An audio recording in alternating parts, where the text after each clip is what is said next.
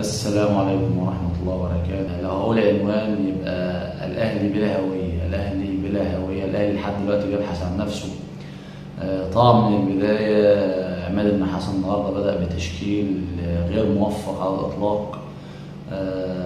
بداية أحمد رمضان بيكهام، يقول عندك إصابات. أحمد رمضان بيكهام سيء جدا للغاية من وقت ما جه من الأهلي وهو مش مستواه خالص. تحس ان اللعيب بره بيطلع بيتألق ويبقى كويس جدا، يجي عندنا في الاهلي مش موجود على الاطلاق. بساطه كلها ميس باص بطريقه غريبه جدا. العش لعيب كويس، افضل يعني الوحشين النهارده. محمد هاني يعتبر هو برضه اللي عنده قلب وعنده روح، عمل النهارده اسيست، وده اللي احنا كنا بنطلب بيه على طول من محمد هاني. لكن محمد هاني نختلف نتفق على اداء فني، هو ما عندوش اكتر من كده. هو ده اداؤه، عنده المفروض يطور من نفسه. واتكلمنا في القصه بتاعت التطوير من نفسه النهارده. شوف هي دي العرضيات اللي احنا منتظرينها من محمد هاني.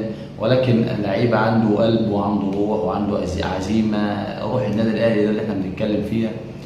الشمال كوكا ما يبداش خالص. كوكا اي حد يلعب مكانه، ما لعبش خالص بكوكا. احنا شفنا كوارث من كوكا في التغطيات العكسيه من ناحيه الشمال، لا دفاع ولا هجوم. لعيب لا دفاع ولا هجوم، يعني هنقول دفاعيا التغطيات العكسيه بتاعته سيئه جدا.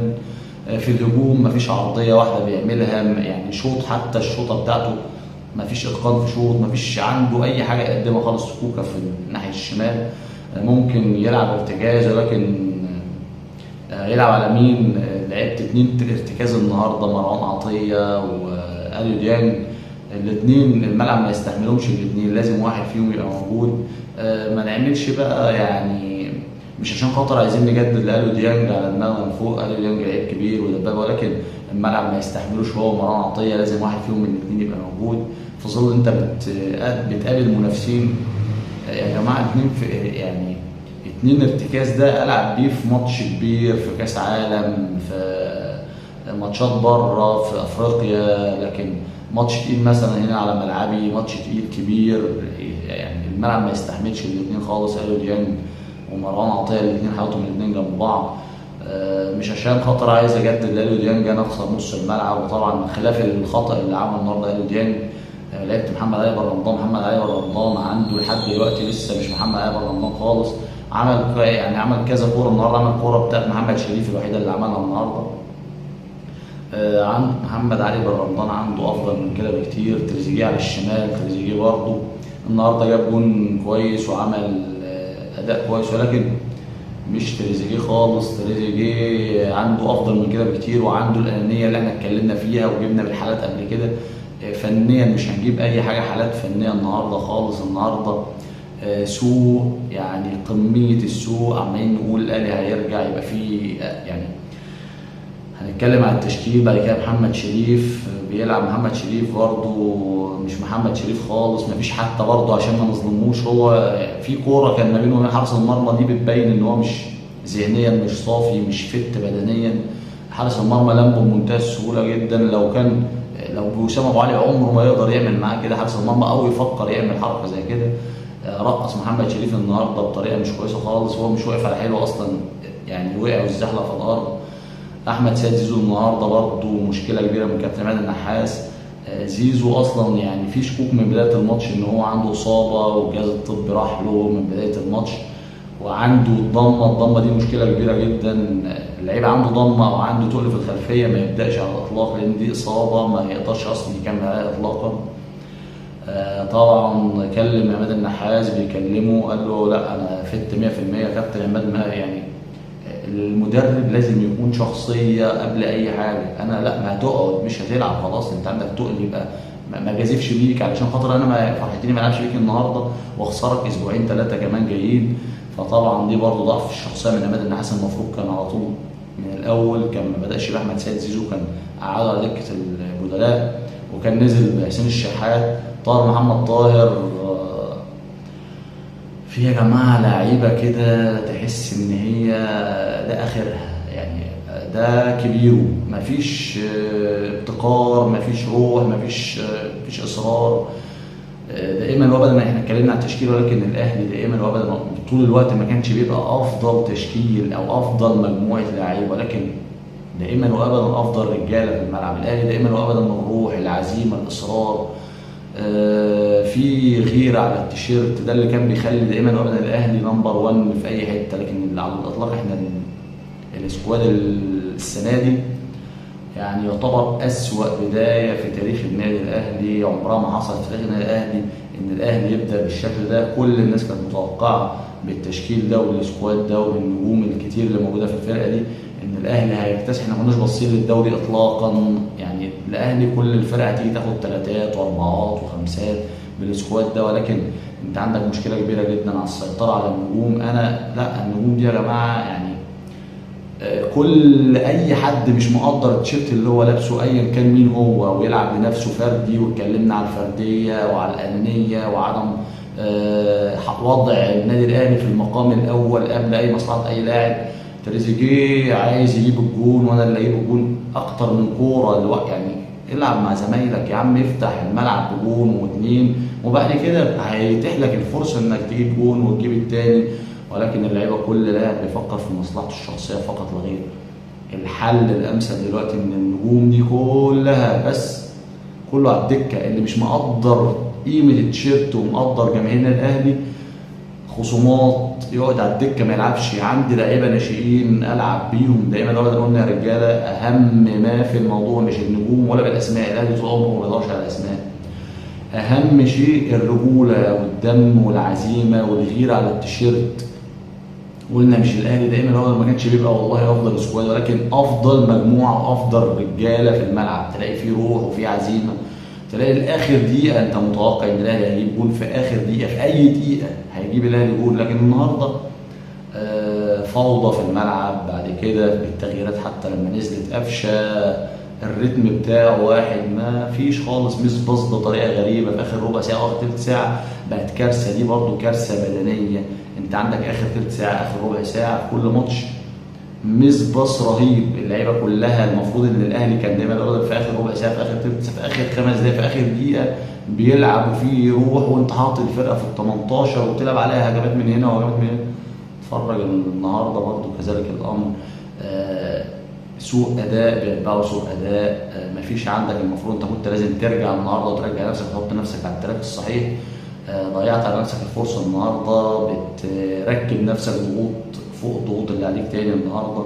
فبدايه الاصلاح ان يعني الاهلي لازم يجيب مدير فني قوي الشخصيه. احنا قلنا حسام البدري انا لما اتكلمت على حسام البدري والله علشان خاطر شخصيته مش هيفرق مع مين ايا كان نجم مين. انت نجم هناك، انت عملت النجم ده اسمك، لكن انا بدور على مصلحه النادي دلوقتي. اللي مش هيأدي، اللي مش هيلعب، اللي مش هيقدر مصلحه النادي فوق اي اعتبار هيركنه بره، مش هيلعب. ده اللي احنا بنطالبه بقى اليومين دول من كابتن عماد النحاس ومن كابتن وليد صلاح الدين. النهارده لازم يتوقع اللعيبه كلها اللي تخاذلت النهارده، اي لعيب كان مقصر النهارده يقعد، اللي مش عاجبه يروح، اللي مش عاجبه النادي الاهلي دائما وابدا. الاهلي عمره ما كان بيدور على النجوم، ما كانش بيبص ابدا على الاسماء. دائما وابدا الاهلي في المقام الاعلى، اللعيبه كلها بتدور ازاي احنا نكسب، ازاي الفرقه تكسب. لكن انا كل واحد بيدور على نفسه، انا النجم، انا اللي عايز اعمل، انا عايز فلوس، انا عايز مش عارف ايه. دي بدايه الاصلاح. لازم دلوقتي انا افضل مين اللي بياكل النجيله، اللي عايز يلعب كوره ده اللي يبقى في الملعب، اللي بيأديش واللي ما عندوش روح الجماعه يقعد يركن على الدكه ايا كان هو اسمه مين. اهم حاجه في المقام الاول فرقه النادي الاهلي. يعني ده بخلاف التحكيم النهارده، تحكيم قذر، تحكيم زباله، وكان باين من امبارح الكلام ده كله. امبارح الزمالك عليه ضربه جزاء باينه للاعمى في بدايه الماتش. مش هقول يعني ضربه جزاء وكارت احمر على عمر جابر، مفيش اي حاجه يا جماعه. هو في حد، مش حد شاف اي حاجه، محدش شاف اي حاجه النهارده حكم بلا مسمى مش موجود اصلا على الخريطه. مين الحكم ده يا جماعه؟ حكم النهارده موجود بيحكم للاهلي النيه مبيته، الشناوي طالع الكره اصلا في جسمه، طالع واخد الكره بجسمه، حكم مفكر ان هو حاسبها هاند بول ومدي اول ما على طول كارت احمر. مفيش كلام، مفيش رجوع اصلا ولا بص ولا شيء. هو جاي في دماغه انا هدف معين، كارت احمر على طول الشناوي، مفيش كلام. يرجع للفار، الفار حوار افندي الغندور، افندي مش عارف ايه تبع مين ده ولا بيعمل ايه ده، كان بيشرب سحلب ولا بيعمل ايه، جايب له لقطه خفيه طبعا. لا احنا انت كنت حاسبها هاند بول، طب لا مفيش هاند بول اصلا، احنا هنبص هنجيب له بقى حاجه تانية، لازم الشناوي ينطرد، في ايد الشناوي لمست اللاعب كده، فاحنا جايبينها من الناحيه التانية خالص من المدرجات، خبطوا، فاحنا لا خلاص لازم نطرد الشناوي. الشناوي لازم خلاص اتقرض فتحته، لازم النهارده احنا لازم نعمل اي حاجه للاهلي، ما لقاش له اي مخرج، حتى بيطلع انذار. انا القانون بيقول لك لا خلاص، طالما انت حسبتها فاول انت كنت حاسبها هاند بول، مفيش هاند بول ولا فاول. الشناوي خد الكوره خلاص، الكوره اصلا مش بتاع اللاعب، والشناوي الكوره في جسمه، لو حسبتها فاول يبقى كارت احمر زي ما انت بتقول على الشناوي، فاول يا اما الكوره بتاع الشناوي مفيش اي حاجه اصلا، ولكن ادي انذار. كذلك الامر بالنسبه لتريزيجيه في بدايه الماتش، واخد اللعيب وطالع من على الخط، اللعيب شده من التيشيرت موقعه في الارض ولا اي حاجه يعني، حجم اللعيب. المفروض اللعيب لما يلاقي في تحجيم عليه وخد انذار خلاص بعد كده هو هيكش، هيبدا ما يعملش احتجاجات تاني، مش هيعمل التحامات تاني، لا مفيش منه الكلام ده. ادي انذارات لعيبه الاهلي، ادي اي حاجه.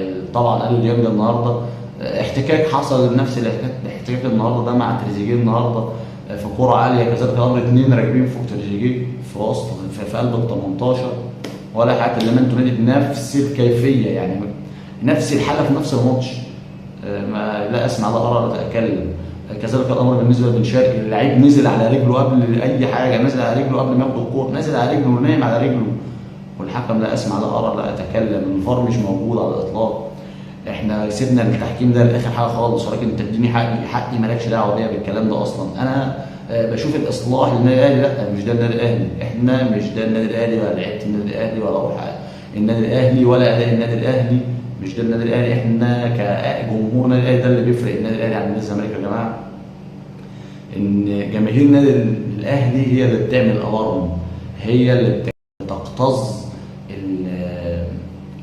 الورم او الوجع، عارفه وجعها فين بتشيله، مش بتقول لا ناخد مسكنات واحنا ماشيين، لا احنا كويسين. جمهور النادي الاهلي دايما وابدا هو اللي بيقتز الجرح من مكانه، او بيقول الغلط هنا، لا هنا في غلط يا جماعه، فينا نعمل ستوب، لازم هنا نعمل ستوب علشان نرجع تاني للمسار الصحيح اللي احنا ماشيين عليه. لكن جماهير نادي الزمالك لا احنا كويسين، لا ده التحكيم، لا ده المظلوميه، لا ده المهلبيه، لا ده جمهور النادي الاهلي دائما وابدا هو الالارم اللي بيدي الارم وبيدي هنا، لا هنا في مشكله كبيره جدا، لازم نقف ولازم نعيد المسار بتاعنا تاني من جديد. ده الفرق ما بين النادي الاهلي دائما وابدا، عشان كده الاهلي دائما وابدا في الصداره وفي المقدمه، فاحنا مش هنحط دماغنا في الرمل، احنا بنقول لا الاهلي فيه مشكله كبيره جدا جدا جدا. تحكيم عامل كبير النهارده، مين الحكم ده اصلا عشان يحكم ماتش الاهلي؟ لازم تجيب لي حكام كبيره، حكام الصفوه، انا مش عايز حكام صغيرين يجي يتعلم فيا، لا انا عايز حكم كبير، حكم دولي يحكمني ماتشاتي كلها. لكن بالشكل اللي احنا شايفينه ده كده، ده بيبين ان في لعب باينه من امبارح طبعا في ماتش الزمالك، وكذلك الامر النهارده. انبي ما عملش اي حاجه يا جماعه، انبي مش موجود اصلا على الاطلاق هجوميا اطلاقا، ولكن مش ده النادي الاهلي برضه، مش ده اداء النادي الاهلي. الاهلي يجيب جون ويجيب اثنين ويجيب ثلاثه، تريزيجيه جاب جون فرحان ويعمل لي يبص يا عم نكسب الاول، انت جات لك كوره برضه كذلك الامر انفراد تاني ضيعته بمنتهى السهوله. محمد شريف الحسنه الوحيده اللي عملها النهارده، ولكن برضه محمد شريف ما حدش بيديله كور، ما حدش بيلعب معاه اصلا، كل لاعب بيلعب لوحده، ما فيش ترابط، ما فيش انسجام، ما فيش هارموني، ما فيش جمل، ما فيش جمله تكتيكيه اصلا اتنفذت. انت حتى لما قريت الملعب بدري تاني ما قريت الملعب متاخر، الخطه كلها اللعيبه حتى نازله قفشه مش عارف هو عايز يعمل ايه، ولا اللعيبه كلها تايهه، والراجل اشراف تايه، وكل واحد في وادي. الاهلي مش ده الاهلي خالص. بدايه الاصلاح يا جماعه ان النجوم دي كلها اللي شايف نفسه نجم على النادي الاهلي يقعد على الدكه ونلعب، لو هنلعب بالناشئين الاهلي اقسم بالله هيبقى احسن من كده 1000 مره. الاهلي كان عنده سكواد اقل من ده 1000 مره السنه اللي فاتت وخدنا الدوري، واللي قبل منه كذلك الامر، واللي قبل منه كذلك الامر. الاهلي ما كانش بيبقى عنده كميه النجوم دي كلها، ولكن اللي شايف نفسه نجم على النادي الاهلي يقعد ما يلعبش كوره خالص، يقعد يتجمد على الدكه، لما يعرف قيمه التيشيرت ده ويلبسه يبقى راجل يلعب في الملعب. دي بدايه الاصلاح ودي النهايه، لكن بالشكل ده كده احنا مش ده النادي الاهلي خالص على الاطلاق. والواحد بصراحه كل جمهور النادي الاهلي حزين النهارده على الاداء وحزين على الشكل العام، مش ده النادي الاهلي خالص.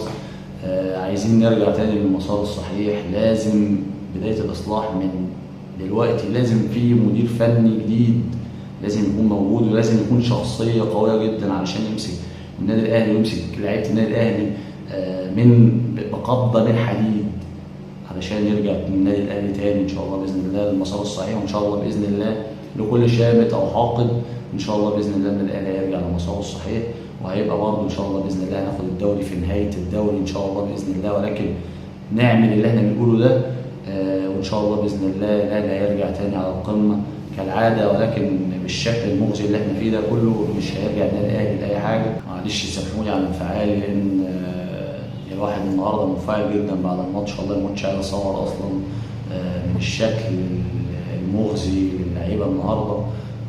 مفيش روح، مفيش عزيمه، مش دي لعيبه النادي الاهلي خالص. فطبعا سامحوني على انفعالي، واكيد ده حال كل الاهلاويه النهارده. وفي الختام، السلام عليكم.